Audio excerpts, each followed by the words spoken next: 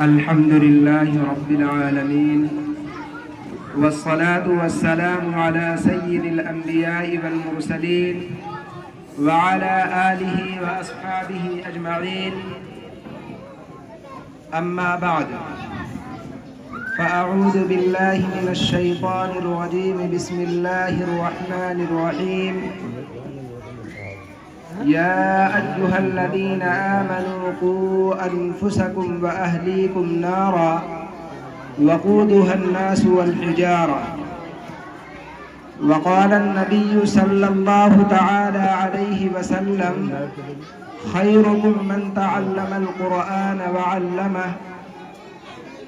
وفي رواية أخرى: ما نحل والد ولده أفضل من أدب حسن، أو كما قال النبي صلی اللہ تعالی علیہ وسلم.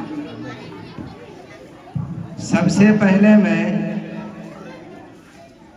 تمام حضرات کے خدمت میں یہ گزارش کر رہا ہوں کہ خاموش ہو جائیں، اور ان بچوں سے بھی یہ کہنا چاہتا ہوں کہ خاموش ہو جائیں اور بات کو سنیں.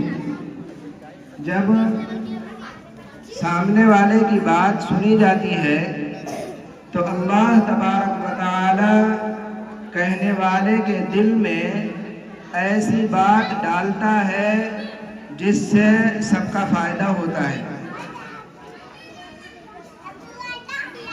الحمدللہ ابھی آپ حضرات کے سامنے 3 بچیوں نے قرآن پاک مکمل کیا ہے.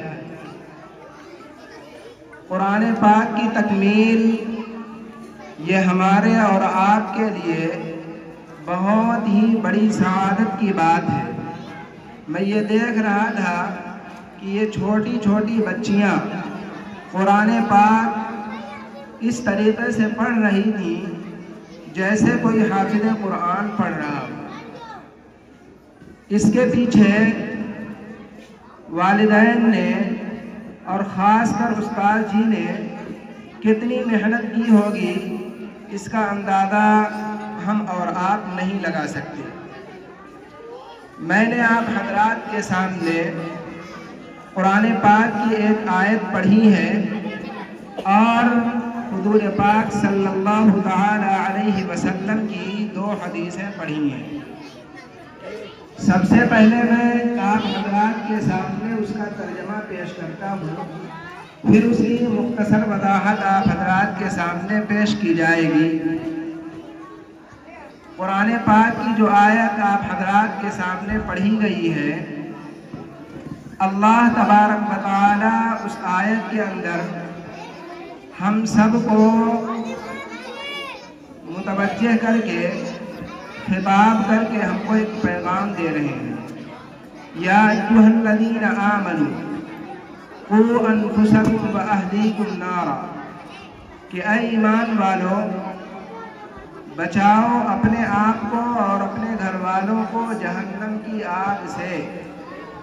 پھر آگے اس آگ کی صفت بیان فرمائی: وقودها الناس والحجارہ، کہ جس کا ایندھن آدمی اور پتھر ہیں. اور حدیث جو آپ حضرات کے سامنے پڑھی گئی ہے، پہلی حدیث میں اللہ کے رسول صلی اللہ تعالی علیہ وسلم یہ ارشاد فرماتے ہیں: خیرکم من تعلم القرآن وعلمہ، کہ تم میں سب سے بہتر وہ شخص ہے جو قرآن پاک کو پڑھے اور پڑھائے. یعنی جس کے اندر یہ دونوں صفات ہوں، ایک تو یہ کہ قرآن پاک وہ خود پڑھنا جانتا ہو اور پڑھا ہوا ہو، اور دوسرے یہ کہ وہ قرآن پاک دوسروں کو بھی پڑھاتا ہو. تو اللہ کے رسول صلی اللہ تعالی علیہ وسلم یہ فرماتے ہیں کہ وہ تم میں سب سے بہتر ہے اور سب سے افضل ہے. اللہ کے رسول صلی اللہ علیہ وسلم کی جو دوسری حدیث آپ حضرات کے سامنے پڑھی گئی ہے، اس کے اندر اللہ کے رسول صلی اللہ تعالی علیہ وسلم یہ ارشاد فرماتے ہیں: ما نحل والد ولده افضل من ادب حسن، ہر والد اپنے بچے کو کوئی نہ کوئی گفٹ اور تحفہ دینا چاہتا ہے۔ اللہ کے رسول صلی اللہ تعالی علیہ وسلم یہ ارشاد فرما رہے ہیں کہ کوئی والد اپنے بچے کو اس سے افضل تحفہ نہیں دے سکتا کہ وہ اپنے بچے کو اچھی تعلیم دے، ادب سکھلائے۔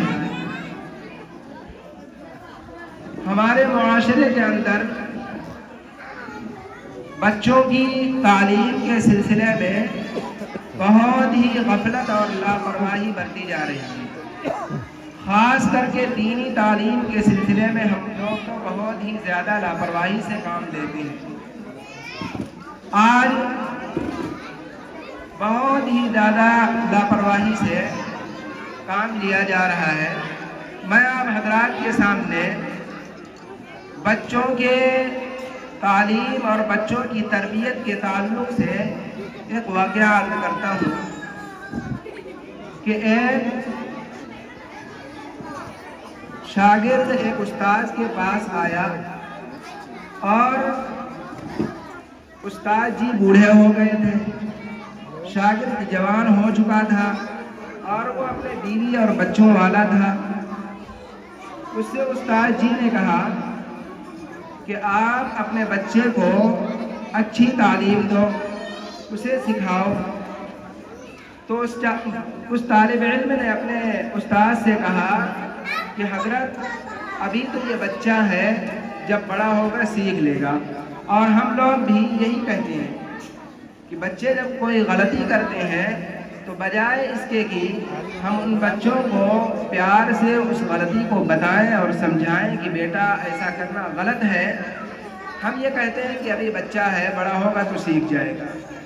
لیکن استاد جی نے اس کو مثال سے سمجھایا کہ اچھا یہ بتاؤ، اگر تمہارے گھر کے سامنے کوئی کانٹے دار درخت اگائے اور تم اس کو یہ کہہ کر کے چھوڑ دو کہ ابھی تو چھوٹا ہے، یہ ہمیں کیا نقصان پہنچائے گا، اور پھر یہ کہہ کر کے آپ نے چھوڑ دیا، وہ درخت بڑھتا رہا بڑھتا رہا بڑھتا رہا، یہاں تک کہ وہ تناور درخت بن گیا اور آپ کے دروازے کے پاس اس کے کانٹے گر گر کر کے اکٹھا ہو گئے اور گھر کے اندر جانا دشوار ہو گیا۔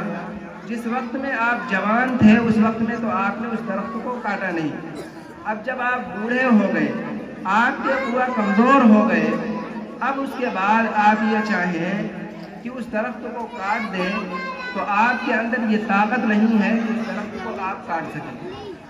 جب بھی آپ گھر کے باہر نکلیں گے تو وہ درخت آپ کو نقصان پہنچائے گا۔ اس لیے بچے اگر چھوٹے ہوں اور چھوٹے پن میں ہی ان کی تربیت کی جائے تو بڑے ہو کر کے وہ پھل دیں گے، اور اگر ہم نے بچپن کے اندر بچوں کی تربیت نہ کی ہو تو پھر وہ بچے بڑے ہو کر کے ہمیں نقصان پہنچائیں گے۔ جیسا کہ آج ہمارے معاشرے کے اندر اس چیز کا مشاہدہ کیا جا رہا ہے، ہر والد کو یہ شکایت ہے کہ میرا بچہ میری بات نہیں مانتا، میرا بچہ غلط کاری کے اندر مبتلا ہے، یہ شکایت ہر والد کو ہے۔ لیکن ہمیں سوچنا یہ ہے کہ جب ہماری ذمہ داری تھی کہ ہم اس بچے کو اچھی تعلیم دیتے، اس بچے کو ہم سکھاتے، اس بچے کو ہم پڑھاتے اور اس کے اندر ہم یہ کیفیت پیدا کرتے کہ اس کے اندر اچھائی اور برائی کو سمجھنے کی تمیز ہو جائے، اس وقت میں ہم نے وہ کام کیا یا نہیں کیا۔ اللہ کے رسول صلی اللہ علیہ وسلم بچوں کی تربیت کے تعلق سے بہت ہی زیادہ اہتمام فرماتے تھے۔